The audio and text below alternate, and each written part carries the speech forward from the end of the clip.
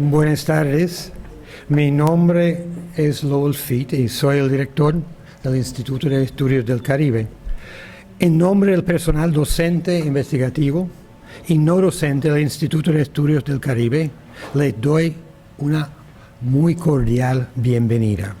Este ciclo 1 de las Conferencias Caribeñas de 2015-2016 es posible a través de los auspicios del rector del Recinto de Río Piedras, doctor Carlos Severino, la decana de la Facultad de Ciencias Sociales, doctora Dagmar Guardiola, y la Biblioteca Regional del Caribe y Estudios Latinoamericanos de la Biblioteca José M. Lázaro.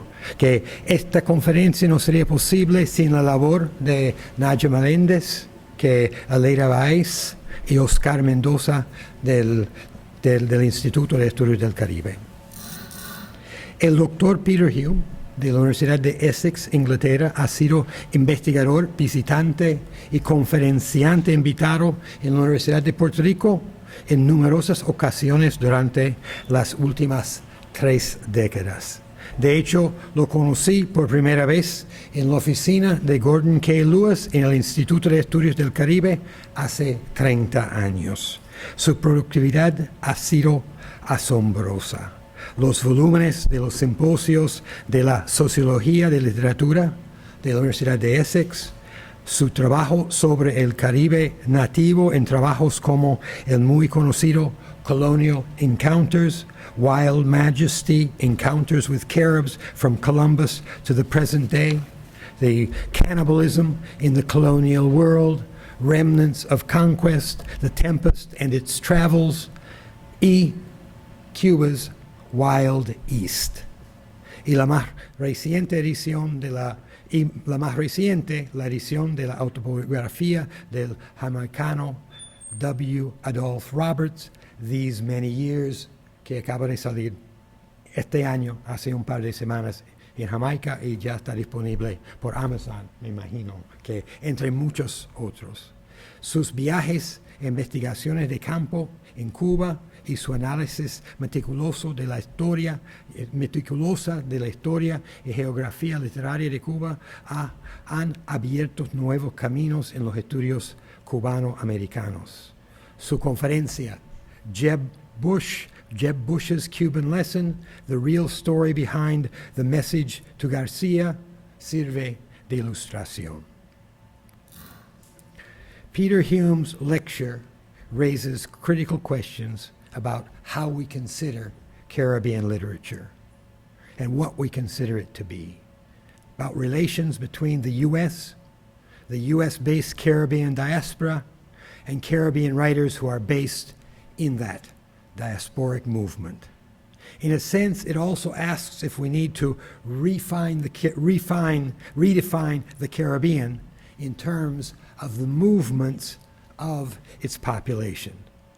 Of his many publications, the career-making Colonial Encounter remains a primary source in the field of cultural difference of Europe and its troubled and troubling confrontation with and conquest of the other.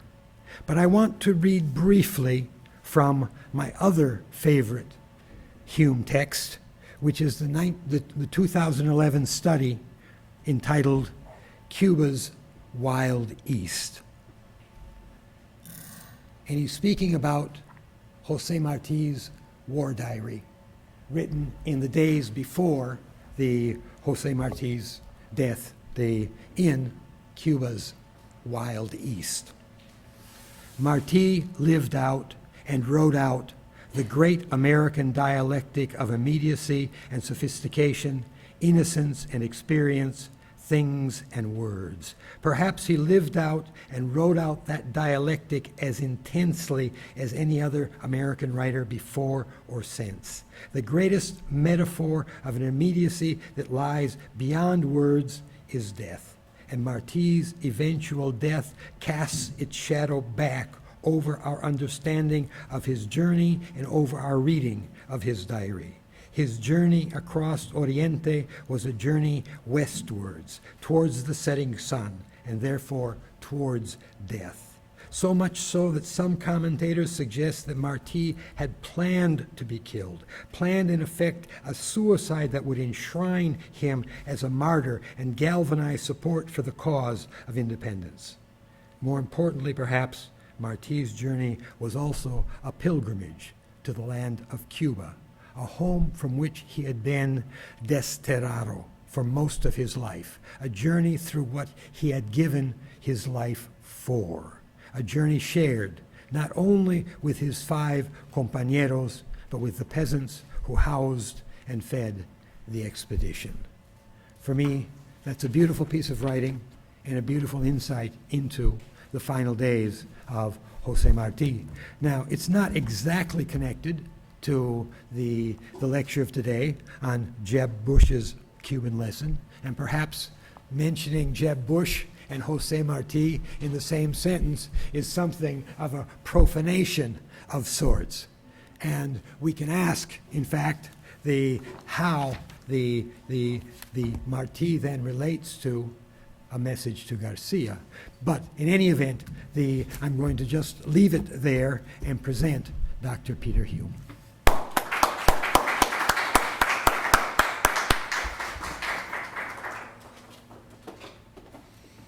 Thank you, Lowell. As Lowell said, it's nearly 30 years since I first came to the Institute. On that occasion, I made some long-lasting friendships, and the Institute has always been for me a model of what Caribbean studies should be, both interdisciplinary and multilingual, and studying the Caribbean, whatever the Caribbean may be, in all its breadth and diversity. So thanks to the Institute and to Lowell for inviting me one more time. According to the bookmakers who know about these things, Jeb Bush is second favourite behind Hillary Clinton to become the next President of the United States. Her odds have got slightly longer, but Bush is still considerably ahead of his Republican competitors, including Donald Trump. If, of course, he becomes president, then he could and probably would take a particular interest in Caribbean affairs. After all, he has a Mexican wife, he speaks fluent Spanish, he was 2-term governor of Florida, where the Cuban exile community wields considerable influence. So he certainly has the background. Clues as to his attitudes towards the Caribbean can be found in various places, and the one I want to pursue this afternoon lies in his favourite book. According to a very unscientific survey based on several completely unreliable websites, there are only 2 US presidents in the past that have had a favourite book with a Caribbean element to it. James Garfield was apparently obsessed with Robinson Crusoe, though he was probably more interested in its lessons about self-reliance than in its tips about how to get a Caribbean native to volunteer to be his slave.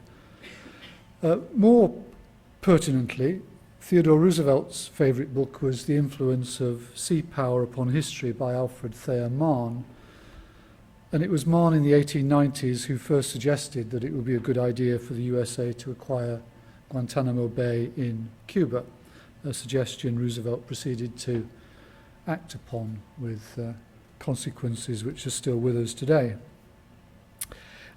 Jeb Bush's favourite book also dates from this period, the late 1890s.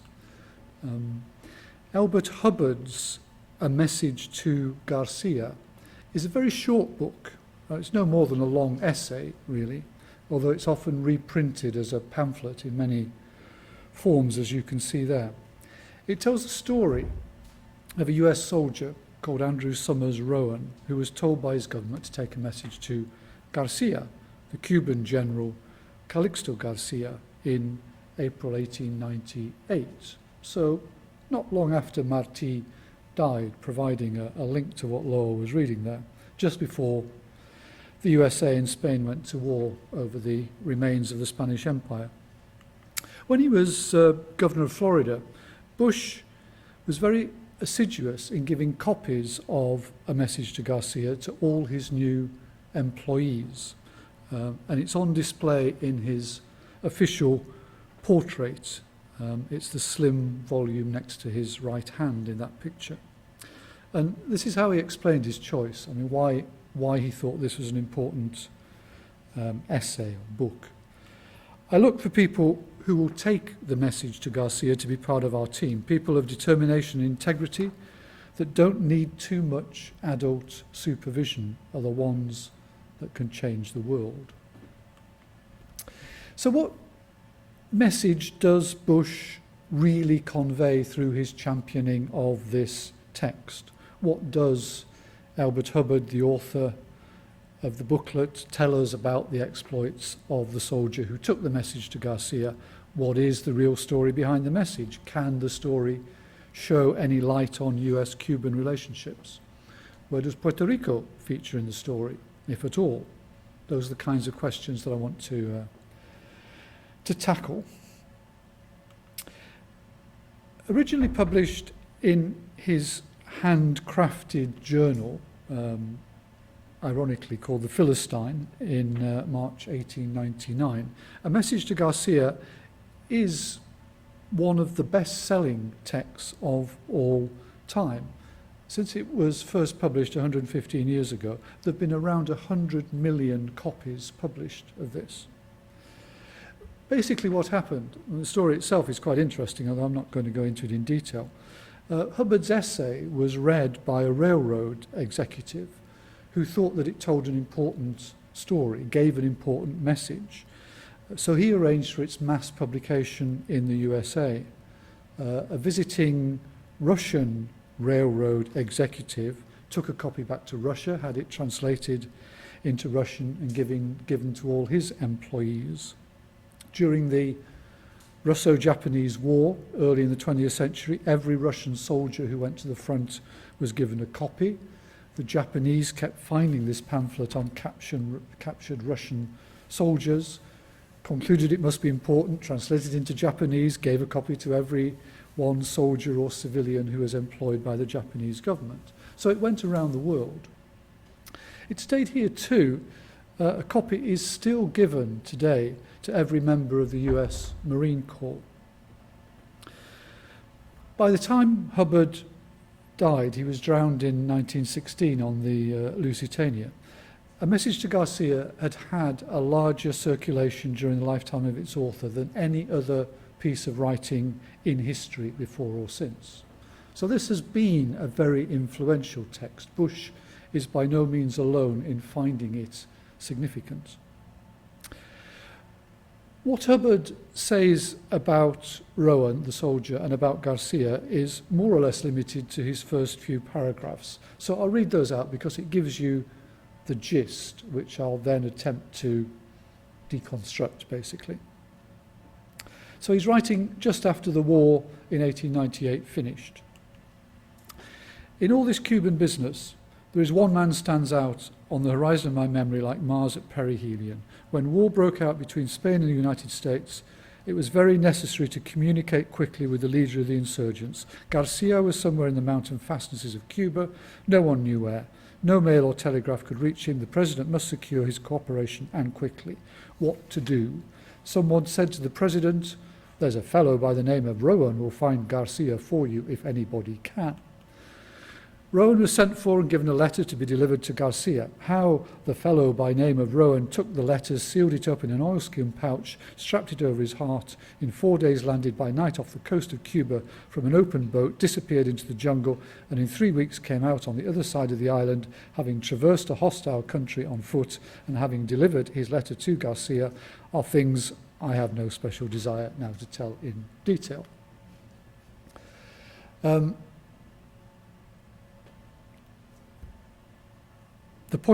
He carries on. The point I wish to make is this. McKinley gave Rowan a letter to be delivered to García. Rowan took the letter and didn't ask, "Where is he at?" By the eternal, there is a man whose form should be cast in deathless bronze and the statue placed in every college in the land. It is not book learning young men need, nor instruction about this or that, but a stiffening of the vertebra which will cause them to be loyal to a trust, to act promptly, concentrate their energies, do the thing, carry a message to García. You'll note that it is not book learning that young men need, so education may well not be a Bush priority if he goes by this text. Now, Hubbard's version of this historical event now passes as the historical record. It forms, for example, the basis of Rowan's story as it appears on the Arlington Cemetery website, where Rowan is buried, and indeed in many US history books which retell the story. It even infected Rowan's telling of his own story, which tended to get closer to Hubbard's version the more often he recounted it. This was the version Rowan, wrote in 1922, timed to coincide with the award of a Distinguished Service Cross, which he eventually received. Rowan's story still has its obscurities, as does the larger historiography of the Spanish-American War. But Elbert Hubbard's A Message to Garcia, which Jeb Bush is so keen on, gets most of the facts wrong. So it's not kind of a good start for Jeb Bush's credibility. Rowan was greeted as a hero in 1898 by the press, but further recognition of his exploit was slow in arriving. As I say, he got the Distinguished Service Cross in 1922.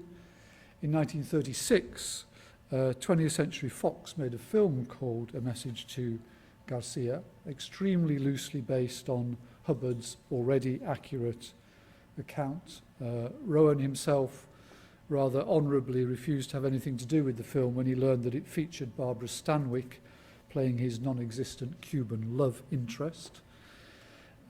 In Cuba in 1942, a plaque honouring Rowan was placed on the house in Bayamo, where he met Garcia. And on the 4th of July 1943, a bronze bust of Rowan, which Hubbard had started his message to Garcia by calling for, was unveiled at a very large ceremony in Havana, attended by the relatively new president, Fulgencio Batista, and by many members of the diplomatic corps. The bust, if you know Havana, stood next to the monument to the Maine on the Malecon.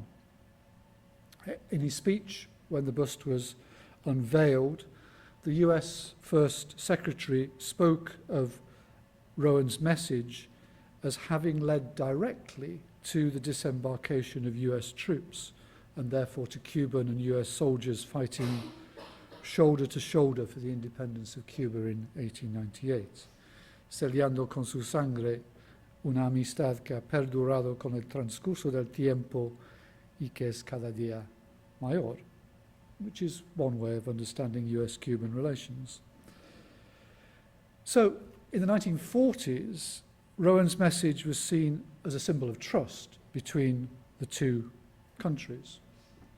All this flurry of commemorative activity happened shortly before Rowan's death in 1943. So Jeb Bush isn't the first politician by any means to use Rowan to make a political point, although the 1943 uses were underlying US-Cuban solidarity with the reliably pro-US Batista, now in place as Cuban leader, not an entirely unsullied precedent should Bush wish to invoke it. I'll just highlight a few of the more obvious inaccuracies in Hubbard's account. So I'll try to move towards some suggestions as to what really happened. McKinley gave Rowan a letter Hubbard says. The President had no direct involvement in this. The Department of War authorised the mission. Rowan got his orders from Colonel Arthur Wagner, head of the Military Information Division, who took his orders from the commanding general of the army, Nelson Miles. And far from taking off for Cuba instantaneously, Rowan was briefed for over a week at Wagner's house in Washington. Hubbard has Rowan carry his message, quote, sealed in an oilskin pouch strapped over his heart. In fact, there was no written message at all, merely a series of oral inquiries. The Military Information Division wasn't stupid enough to send written messages which might get intercepted. But Rowan did carry papers into Cuba. He carried credentials from the Cuban junta in New York to the branch of the junta in Jamaica. And I'll come back to the significance of those credentials later.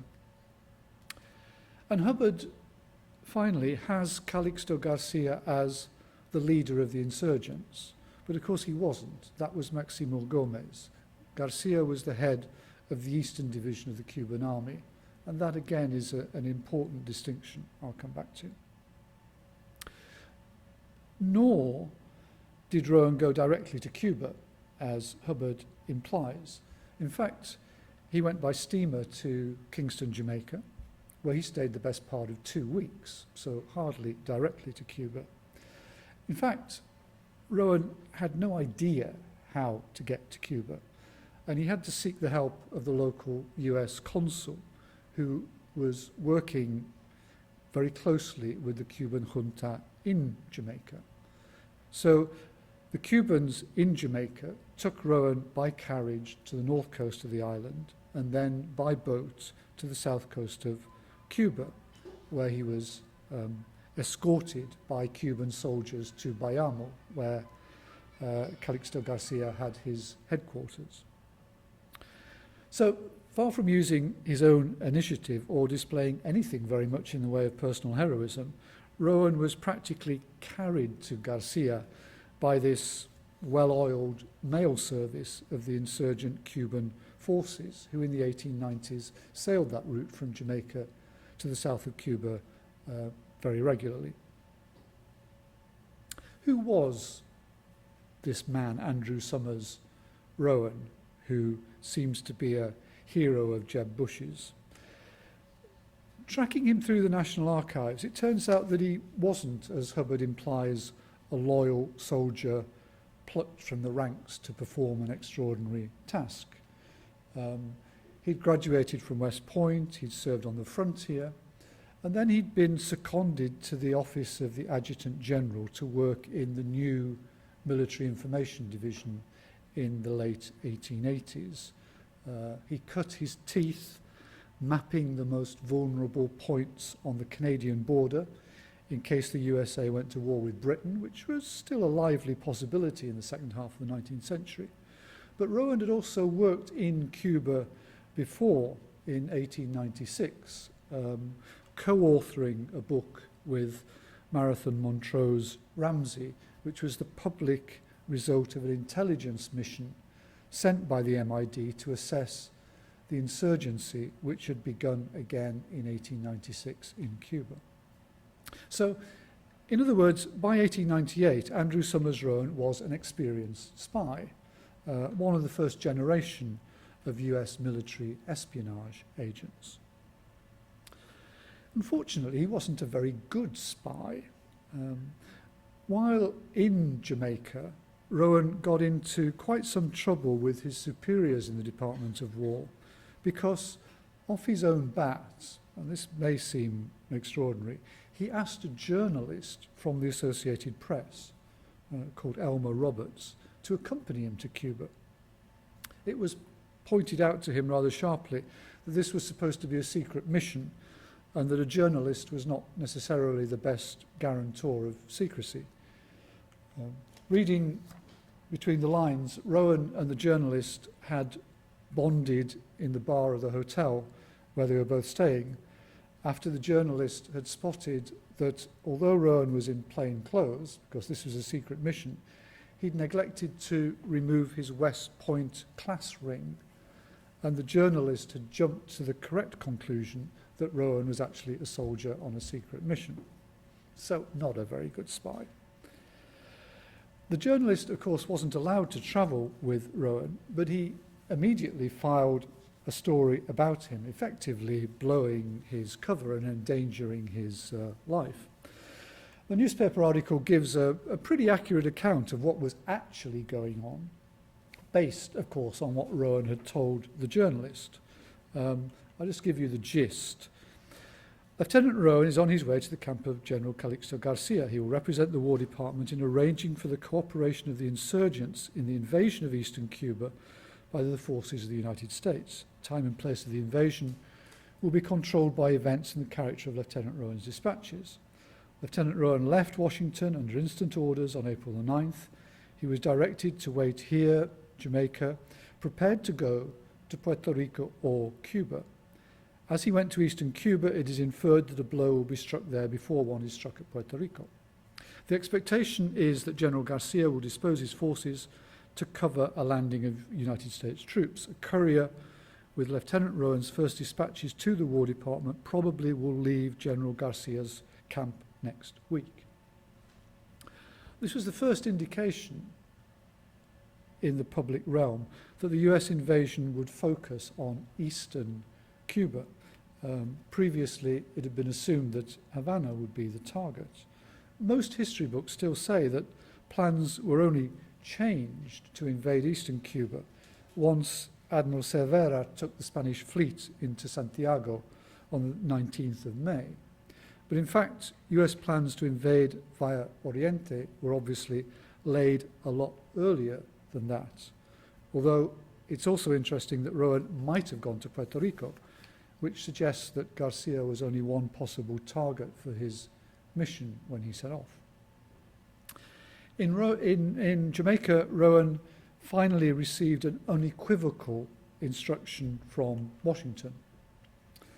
I haven't been able to locate the code book which would translate this, but there's a partially obscured decoding on the National Archives copy of the telegram, which begins, "Do not go to Puerto Rico, but join Garcia as soon as possible. Kingston Junta will be notified probably today," sort of confirming that Rowan's destination was in doubt until the last minute. Just to finish with Rowan's story, after he returned to the United States, the Department of War investigated his less than ideal behaviour in Jamaica.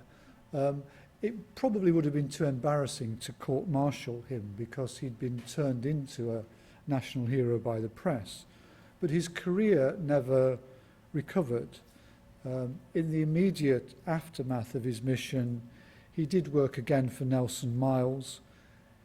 He fought in the Philippines, but was twice nearly court-martialed in incidents involving alcohol, and was then thrown out of a training post in Kansas for the same reason. So his military career in the end was distinctly undistinguished. The significance of the message to Garcia remains something of a bone of contention between US and Cuban historians. The lines of argument are not straightforward, but as you might expect, they do tend to reveal a good deal about the respective attitudes across the Florida Strait. On the whole, US historians haven't tended to pay much attention to Rowan's message to Garcia. At best, it's seen as a footnote, but the real action, as far as US historians are concerned, begins with the Marine landing at Guantanamo Bay on the 10th of June. Cuban historians have been much more inclined than US ones to see the importance of Rowan's mission, even if they haven't always agreed on the nature of its significance. Precisely because it was Batista's government that oversaw the erection of that bust that I showed earlier on the Malecon, post-revolutionary historians have tended to deride the idea of Rowan's meeting with Garcia as symbolic of the relationship between the countries.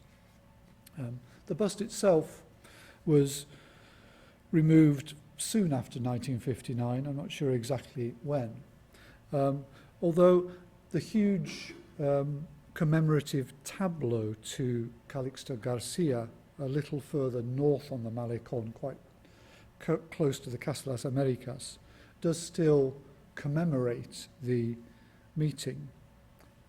Garcia's own status as a hero of the War of Independence ensured the survival of this memorial after 1959, even though it had been commissioned under Batista and designed and made by a US architect and sculptor. Calixto Garcia is himself a fascinating and complex figure who'd fought in the First War of Independence and returned in 1896 as Maximo Gomez's second in command in charge of the Eastern Division of Oriente. He was a brilliant tactician. In 1898, his troops had just retaken a string of Cuban cities from Spanish forces, culminating in Bayamo, which was the cradle of the Cuban independence movement. These post-revolutionary historians, though, have tended to be critical of Calixto Garcia for not sending Rowan on to his commanding officer, Maximo Gomez, or possibly to Bartolomé Massot, who was president of the Council of the Revolutionary Government. This is where the story of the message to Garcia becomes obscure. Why did the US Department of War contact Garcia rather than Gomez? And why did Garcia not refer Rowan to his superior officer? To take the second question first, the lines of command here are complicated, but Garcia may have assumed that he was being contacted directly by Tomás Estrada Palma, who was the head of the PRC, the Cuban Revolutionary Party in New York. May have precisely been contacted by Palma precisely because the Cuban junta, along with the US Department of War, wanted to keep Gomez in the dark. Calixto Garcia wrote a long letter in the hours after Rowan had left Bayamo, in which he noted the lack of faith that the Americans had in this provisional Cuban government. But that was a lack of faith that Garcia himself shared. The soldiers fighting the war in Cuba tended to have a low opinion of the politicians who were directing it from New York. Neither did Garcia really trust Estrada Palma, whose reputation has suffered in Cuba in recent years as a result of his evident view that the USA should exert a dominant influence even over a notionally independent Cuba. But Estrada Palma was Martí's elected successor. Garcia evidently felt that he had no choice but to comply with the US request for assistance. And it was Garcia's troops who protected the US landing at Daiquiri. On one point, though, Garcia did exercise his initiative. That journalistic report, based on information supplied by Rowan, which I read just earlier, ended with the words, "A courier with Lieutenant Rowan's first dispatches to the War Department probably will leave General Garcia's camp next week," suggesting that Rowan expected to stay with Garcia.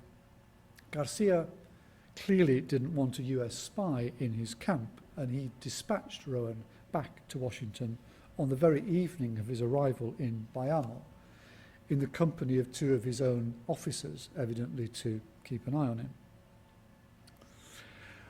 One way of interpreting the deeper purpose of Rowan's mission is that his task was to send back information about Garcia's forces because the Department of War thought that in the longer run it was going to have to fight the Cuban army as well as the Spanish army. The politics of 1898 sometimes seem as intricate as those of 2015. US strategy in 1898 is equally difficult to construe. Perhaps García was seen as more open to manipulation than the famously volatile Gómez, who may have been judged more likely to resist US assistance.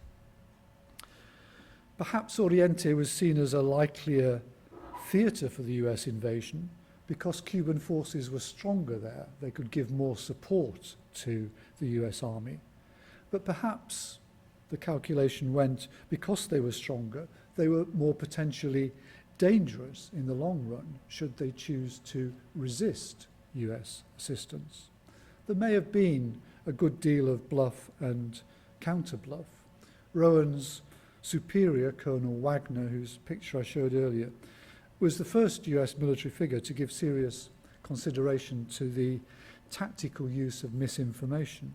So he may have been trying to outflank the very efficient Spanish network of spies. Rowan, in fact, operated in tandem with another spy, Henry Howard Whitney, who was originally, it seems, going to take a message to Maximo Gómez, but who, after complicated adventures, ended up undercover in Puerto Rico, where he provided the local knowledge on the ground on which Nelson Miles based his attack on Guanica on the 25th of July. The other complicating factor here, sorry I keep making this more and more complicated, but the other complicating factor, appropriately enough, given the Jeb Bush angle, was the forthcoming presidential campaign. In early 1898, when war was seen as inevitable, there were various US plans about how best to defeat Spain.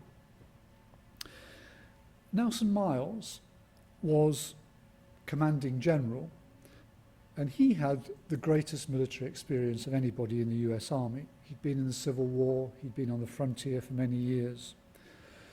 But President McKinley was suspicious, probably rightly so, of Miles's political ambitions. Miles wanted to be president. And Teddy Roosevelt, who was close to McKinley and who would eventually become his running mate in the election, had a very deep hatred of Miles.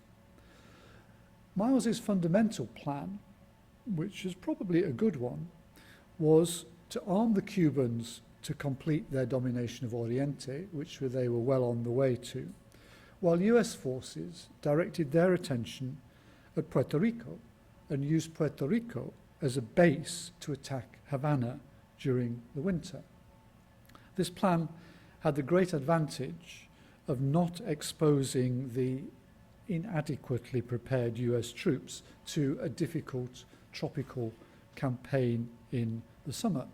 Since Puerto Rico was much less well defended than Cuba, Miles assumed there would be less fighting. So militarily, and from the point of view of the welfare of the soldiers, this was the sound military option. But the disadvantages of the plan from McKinley's point of view were that although it would very probably work, it would bring a much slower military victory than the political situation demanded. And even worse, it would leave Miles as the only US figure with a military victory to his name, putting him in prime position for the next presidential election. It would also, worst of all, leave Cuban forces in charge of Cuba, which was precisely what the USA wanted to avoid. So McKinley took the decision to invade Cuba first, enlisting Garcia's help via this message to Garcia. The US Secretary of War, Russell Alger, helped by appointing the totally incompetent but politically unambitious General Rufus Shafter to head the invasion, effectively sidelining his senior general, Nelson Miles, who he kept away from Cuba for as long as possible. So with McKinley, Alger, Shafter, Roosevelt lined up against him, Miles was short of allies, which was one reason why he was impeccably loyal to Rowan and to Whitney, as well as to the Cuban troops, whom his opponents, especially Roosevelt, all denigrated. In the event, as Miles had predicted, there was a high toll of US deaths from disease. Far more soldiers were killed by disease than by the Spanish army. But McKinley's decision paid off to the extent that Miles was sidelined and the Republican Roosevelt came out of the war as the great military hero who soon inherited the presidency itself.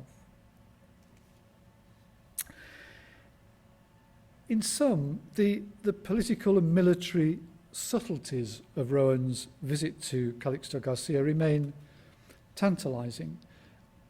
The encounter itself, however, is certainly open to a reading which emphasizes its emblematic nature. I mean, one of a long series of encounters between the USA and Cuba whose circumstances, content and outcome are very rarely clear and uncontroversial.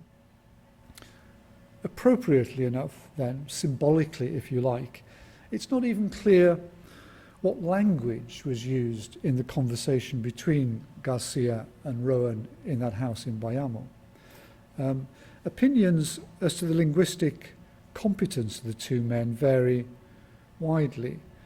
Rowan reported that Calixto Garcia spoke very little English, but Garcia had lived in New York for a while. There are other people who report conversations with him in English. Garcia's aides said that Rowan spoke very little Spanish, but he'd been chosen for this mission in part because of his knowledge of the language. It's entirely possible that Rowan, as a trained spy, spoke Spanish considerably better than he let on. In Bayamo, certainly he was surrounded by Garcia's staff, most of whom spoke English, so he didn't need to speak Spanish. It's equally possible that Garcia played down his own ability to speak and understand English. So perhaps somebody translated between them. Who knows? At the heart of the matter was confidence.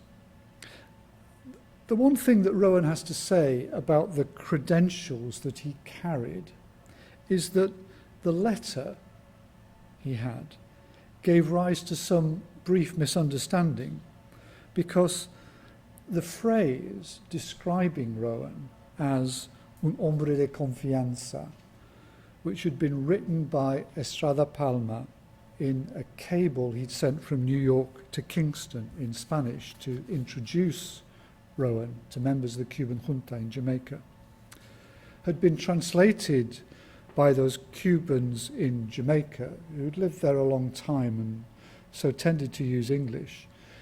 It had been translated by them into English as confidence man, which then, when it was read by Garcia's bilingual staff officers, made them suddenly stop. This is a confidence man? And confianza, probably many of you work in translation, I don't need to tell you this, would probably best be translated as trust in these circumstances. Confidence has the same etymology as confianza, but the solidity of the word in English began to be undermined in the middle of the 19th century. The first use of the phrase confidence man in the modern sense of the word, according to the dictionaries, came in the New Orleans Picayune newspaper in 1849. Herman Melville's novel of the same name was published in 1857. Hombre de confianza has none of those negative associations of confidence man. There's no real evidence that Rowan understood the real point of his mission at all, which may have been to neutralize Cuban opposition to the coming US invasion. So, in an odd way, that translation, that mistranslation, might have got it right. I mean, Rowan may have been a confidence man, even though he didn't know it himself. He may have been the most effective form of confidence man, the one who really thinks he is un hombre de confianza. So, these complications to Rowan's story are swept away by the simplification of Elbert Hubbard's version that I began with. And I just want to come back to that and to Bush's enthusiasm for it in conclusion. Hubbard was an arts and crafts enthusiast. You might have seen how beautifully presented that magazine of his was. But he'd made a fortune marketing soap for the Larkin Company. And his sympathies at the end of the 19th century were very much with employers at a time of difficult industrial relations. That very year, 1898, the Erdmann Act had given a measure of protection to railroad union members by prohibiting railroad companies from preventing union membership as a condition for employment. This was a time when unions were beginning to have some power in the industrial world. And ongoing labour disputes may in fact have had as much influence on Hubbard's essay and of course on the railroad executives' interest in distributing it as a pamphlet to their employees, as the Spanish-American War itself did. So what Hubbard was in effect calling for was the introduction of a military ethos into civil society as a response to the gains being made at the time by industrial workers. I mean, the rest, I'm not going to read all that, but the rest of his pamphlet goes on to berate the imbecility of the average man and the general incapacity for independent action of workers, sympathising with the employer who grows old before his time in a vain attempt to get frowsy ne'er-do-wells to do intelligent work, against which he contrasts the soldiers' unquestioning obedience and supposed initiative. So that's what this message is about: obedience, initiative, obedience. The continued popularity of A Message to Garcia is evidence of its appeal to a certain kind of employer. Bush is not on his own here. Another organisation that currently publicises A Message to Garcia is the Acton Foundation for Entrepreneurial Excellence, based in Austin, Texas, founded and run by a billionaire called Jeff Davis Sandifer, scion of an oil dynasty founded by his grandfather. This foundation named for Lord Acton, who was a prominent British supporter of the Confederacy during the Civil War. That's its plug for A Message to Garcia. So, finally then, the hero of Jeb Bush's favourite book, the man he wants his employees to emulate, at least when he's governor of Florida, and maybe in the US government if he were to become president, was an incompetent spy, a confidence man who had no real idea what he was doing, a man who needed extensive Cuban help to fulfill his mission, a man who couldn't keep a secret once he'd had a drink, and a man who was eventually cold-shouldered by his own army. If that's the kind of man that Jeb Bush wants to put his trust in, then should he become president, Cuba and maybe the rest of the Caribbean will probably need their wits about them. Thank you.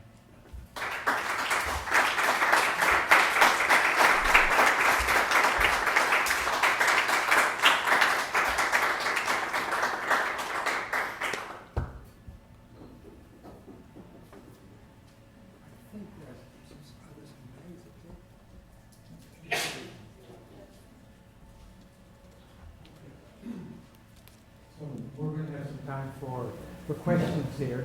And I think that I'm going to start the questioning process on a somewhat wider note than the talk itself, and simply ask, since we're talking about with many literature students here, people who are interested particularly in Caribbean literature simply ask the question of whether we can really consider a message to Garcia, first of all, as literature, and secondly then, what kind of literature might we be looking at if we're looking at a message to Garcia as literature? You don't ask small questions, do you, Lyle? I mean, I've always taken the view that if you're going to define literature, then you should define it as widely as possible. You know, written text is good enough for me, and I think then it's a question of what you do with it, what other kinds of texts you relate it to. I mean, it's always seemed to me, it's a slightly indirect way of answering the question, but it's always seemed to me that with Caribbean writing in particular, one of the worst things that you can do is simply translate largely European categories of literature over and expect them to match exactly on what is produced out of the Caribbean. So novel, poetry, theatre, okay, they may work to an extent, but one of the reasons I've always been interested in Caribbean writing is that there are so many other kinds of genres which are really perhaps particular to the Caribbean, or certainly particularly important to the Caribbean. And so I think, I mean, Message to Garcia is no doubt a very peripheral kind of text, but I tend to think that often in the peripheral, you can, if you make the appropriate kinds of connections, find something which can speak to very important ideas. I mean, here may be historical ones because they have to do with what is maybe the founding historical event of the modern Caribbean, the Spanish-American War in 1898. So it's what you do with the text rather than the absolute formal qualities of them, I think, that's important. So what you do with the text, then, I'm going to follow that simply by saying that much of what you do with the text comes from archival research. Well, I mean, you have to dig out the history of the text so that you see the newspaper article that reports what Rome was really like, as opposed to what Hubbard tells us Rome was like. So to do that kind of work, one has to dig into archives and really see documentation. I think for many of us, and particularly perhaps for many people who are studying Caribbean literature, at least from Puerto Rico, the notion of looking at published texts and then seeing reviews written about those texts has very little relationship to this kind of the archival ferreting out of other documentation to create the historical or sociological context around literature. But you do that a lot. This whole issue of documents to support learning is very important. yeah, I think it's maybe just a matter of temperament. I mean, you have to be a particular kind of masochist to want to spend many months ferreting away in archives. But it also, I mean, that's something that historians do as a matter of course. But I think I've become convinced that literary, cultural people need to do it more, because I'm probably offend somebody here, but I think history is too important to be left to historians. You know, it needs people who can pay a literary kind of attention to documents, to read the stuff carefully. But then, this will be my intervention after the other people talk.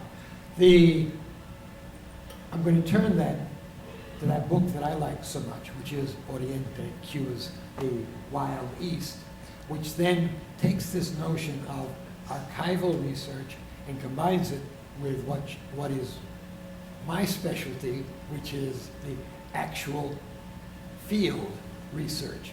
getting out in the field and working with the materials, experiences, photographing, documenting, interviewing, finding things out in the field. So there seems to be something that also doesn't usually enter into most literary criticism work, then is field work as well. And you do that also. Yeah, I mean, I'm not an expert in theorizing this, but it seems to me that those two things are, well, I was going to say two sides of the same coin, but maybe they're on the same kind of the coin. I mean, it seems to me that kind of field work is just a different sort of archive, really. It's just a different, I mean, it's not a documentary archive, but it's a similar exploration which can lead to similar sorts of insights. Perhaps it can be interviewing, it can be speaking to people, but it can also come out of an understanding of particular places and sites, I think.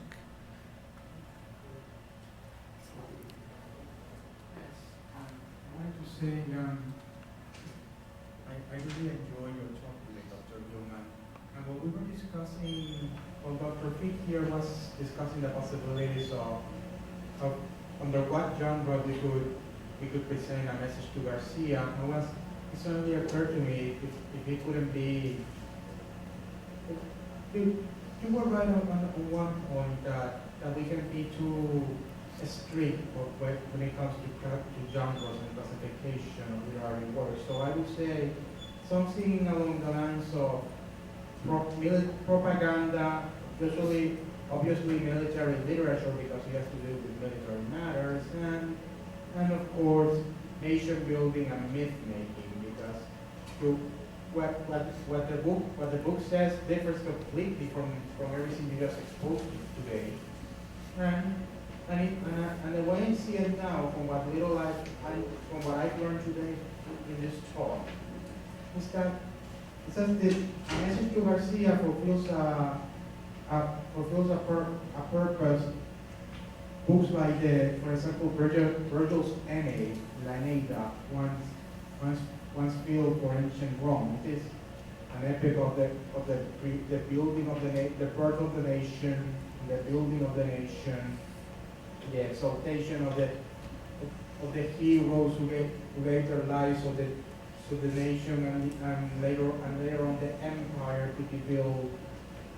I wonder, do you see any merit in studying a message to Garcia under this scope or something similar?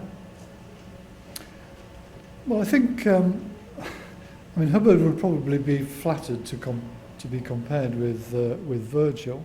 He himself did offer a generic description of the message. He called it a preachment, which is a slightly odd word. I've not actually seen it used in any other circumstances. I guess it's a synonym for sermon. So he's almost seeing himself as being like a lay preacher, a secular preacher, who's speaking from a pulpit, and so drawing a message from the action of the war in something of the same way that a priest might draw a lesson from the life of Christ, say. Yeah, so it has a kind of pseudo-religious quality for him, which is kind of interesting if you put it in the context of the industrial relations that I was describing. I mean, I think with all these terms, there isn't a definitive right description. No, it's a question, particularly with something which doesn't conform to an established genre. It's a question of trying different labels and seeing what aspects of the text they lead you to understand better.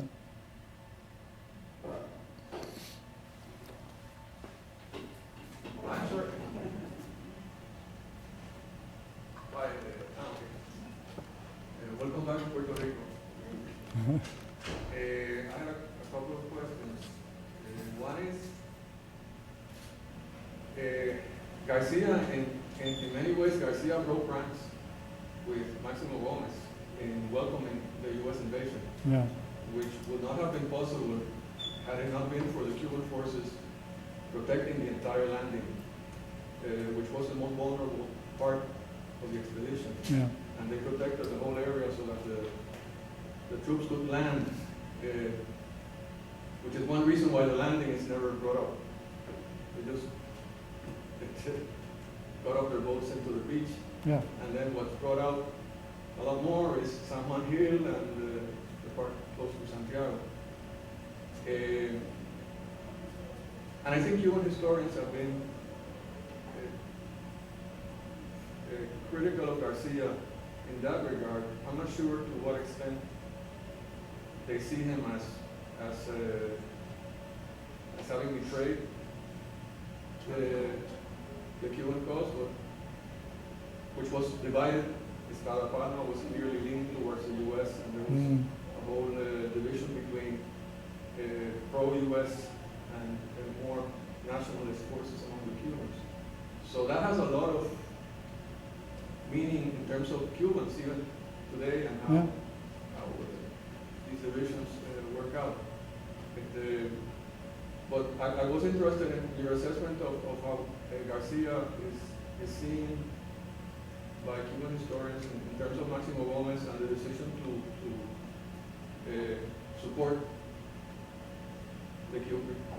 Many Cubans believe that they could have won the war without the U.S. Yeah. Said that it would have lasted longer. It would have had a higher cost in life, but that they could have won it without the U.S. And there was a huge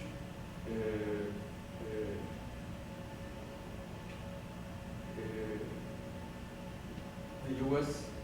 intervention would have huge consequences, which would not have been. I was interested in that, and then also, how do you fit the bombing of Puerto Rico, San Juan, in May 12th?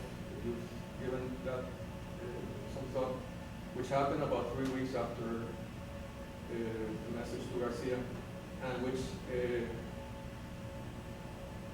seemed to, when they bombed San Juan at Samson, the fleet, they may have had the interest in actually invading San Juan. They were kind of testing the fortifications. And so there may have been kind of a split in the U.S. forces, and some may have still thought about pursuing the original plan, invading Puerto Rico first. I don't know if you've come across anything along those lines. Yeah, I mean, on the first question, I think I get the impression that opinion is complicated about Garcia. I mean, he is still clearly one of the heroes of the independence wars, and monument is there and all the rest of it. So it's not as if, I mean, Estrada Palma is, almost seen as a traitor, but Garcia can't be seen in that way.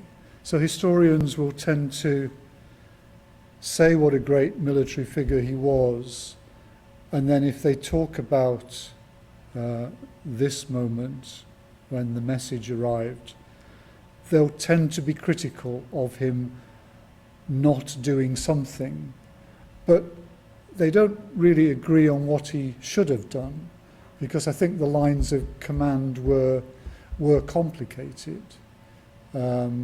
I mean, it's if you think through the possibilities, then what could he have done? I mean, if he hadn't supported the US invasion, what was he supposed to do? Just let the US army do what it could and continue fighting the Spanish? I mean, I think he was in a particular dilemma, and you could say, I mean, if you think that the US Army or the US War Department knew exactly what it was doing, you would say that the very point was to put him in an impossible dilemma. I tend to think, and this is also an answer to your second question, that the US War Department didn't really have much idea what it was doing. I think it was largely making it up as it went along. So it probably was really undecided. I think there was still an internal struggle with Miles wanting to direct the Army's attention to Puerto Rico. And I think he probably only lost that struggle once the war was underway. So I think, I mean, it's not a very satisfactory approach perhaps to writing history, but I think there was a lot of day-to-day response to events rather than a very well-laid plan that was carried through, which is why Rowan didn't know whether he was going to Cuba or Puerto Rico when he was in Jamaica, why Whitney originally thought he was going to see Maximo Gomez and ended up in Puerto Rico. You know, I think these were very day-to-day decisions responding to events and to these internal political debates in Washington.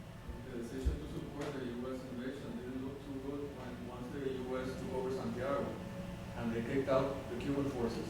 Yeah, And that's they right. raised the U.S. flag in Santiago and they made an agreement with the Spanish military to keep the Cuban forces out.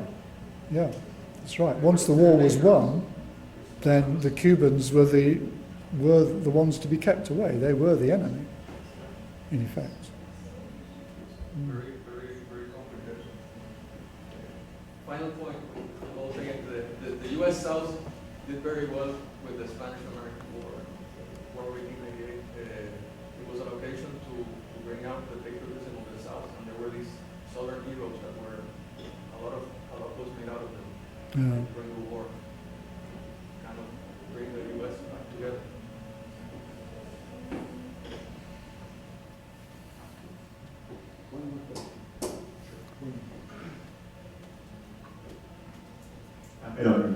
Very fine.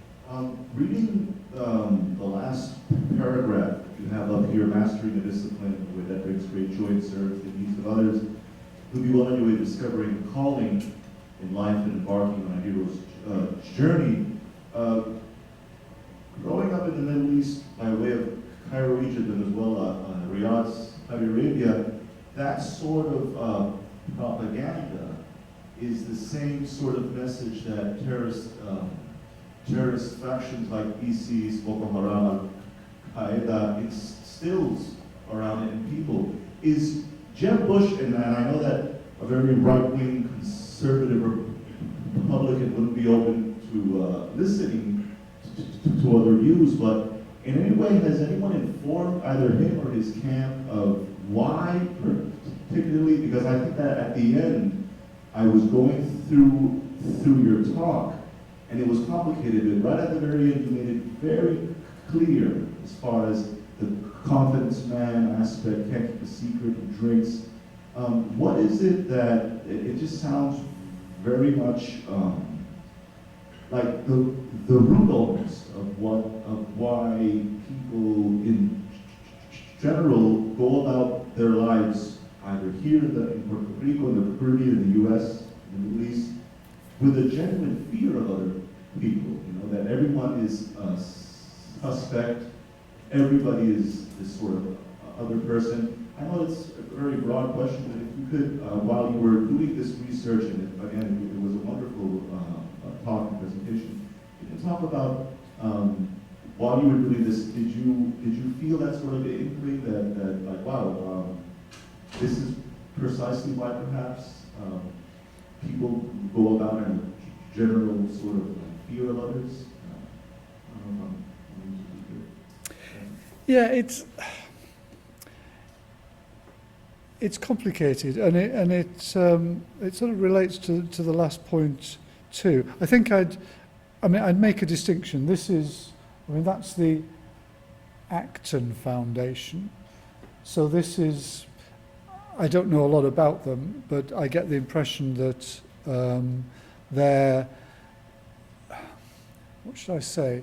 I mean, they're the wing of capitalist entrepreneurialism, if that's a word, which wants to see the entrepreneur as a modern hero. I mean, it almost goes back to the language of epic. You could almost think of it as a kind of Virgilian or Homeric hero who is putting the modern world to rights. And that certainly creates, I mean, it would be perhaps a step further, but it certainly creates, that language creates a sense that if you have a hero on his journey, there are going to be monsters to be slain in order for the journey to be successful. It does set up that kind of opposition.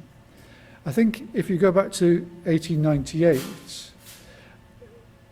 it's slightly more complicated, and I alluded to this briefly in the contrasting views of Nelson Miles and Theodore Roosevelt about the Cubans. And this is one of the sort of complicating factors of this three-way struggle. You know, that you have the U.S. Army, the Spanish Army, and the Cuban rebels. Notionally, the U.S. and the Cubans are on the same side fighting the Spanish. But if you read, say, Theodore Roosevelt's accounts of the Rough Riders campaign, he's absolutely scathing about the Cubans, who are worse than useless. But the Spanish, again, a different form of this epic language, are the noble adversaries. And once the fighting is over, they are, you know, well, I think there is a colour dimension here. The white hero, the defeated white opponent, and they can kind of bond after the struggle, as it were, leaving the Cubans as far away as possible, really. So it's complicated. There always is another, I think, whenever you have a struggle like this. But actually, locating that other is not always quite so straightforward.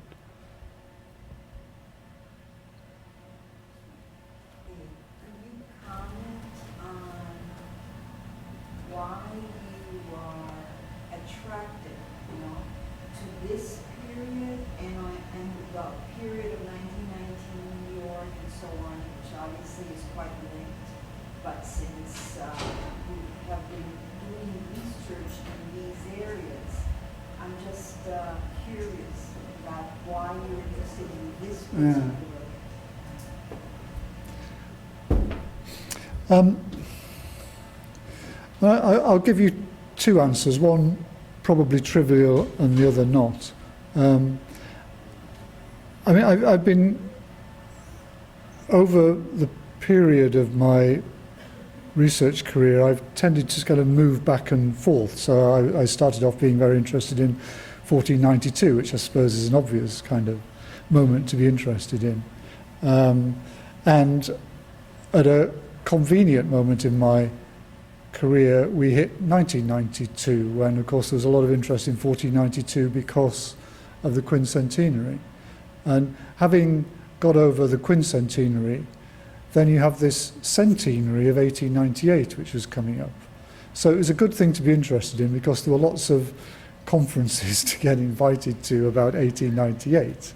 But then it did seem to me, when I started to think about it and write about it, that 1898 was an absolutely key moment. And I think I still do think that it, if you can specify a single moment when things changed, it would be that. I mean, that, and largely because that's really when US influence began to control the area. You know, I really do think that Roosevelt's decision to take Guantanamo Bay really changed everything in a way. And he did that because he wanted to control the shipping routes, which would result from the building of a canal, which he knew he would put into place.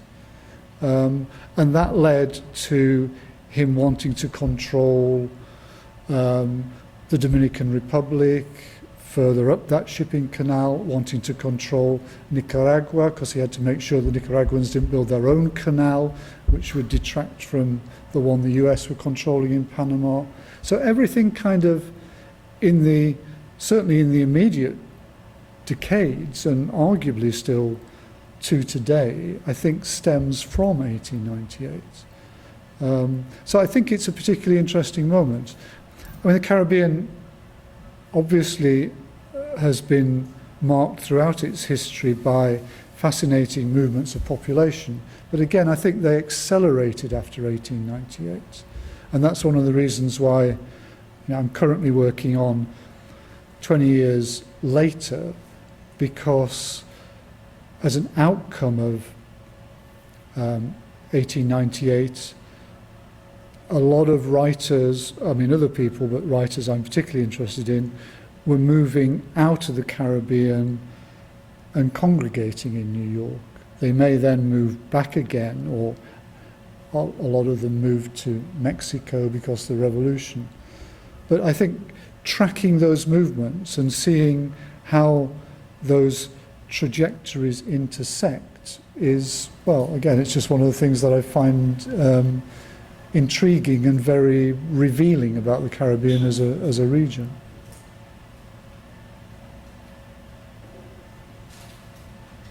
I'm going to make one comment that may seem a little strange in this context. We're leaving out one portion of 1898. We're talking about the invasion of Cuba, we're talking about the invasion of Puerto Rico, but we haven't spoken about the invasion of the Philippines, and that the United States, in fact, united with the Philippine rebels to defeat the Spanish occupiers of the Philippines, and then turned on the Filipinos, and we began a war of literal genocide in the Philippines that has been captured very brilliantly in literature that is both British and American. The John Arden's brilliant play, the Sergeant Musgrave's Dance, is about soldiers returning from the Philippines, and they bring a dead comrade back with them, and they, in a sense, try to play out the war back on American soil. And then, if I'm correct, there's also a documentary play by, I believe, the Eleanor Fuchs, if I'm right in that name. You'll have to check the bibliography, called Year One of the Empire, which is once again about the extension of 1898 into the 20th century in this war against the Philippine rebels in the Philippines that was being carried out by the U.S. Army. So that's still another part of this entire process. If there are any final comments, I don't know if anyone else would like to address Dr. Hume's comments and talk about them. If not, I think we can say thank you to him for a brilliant presentation, and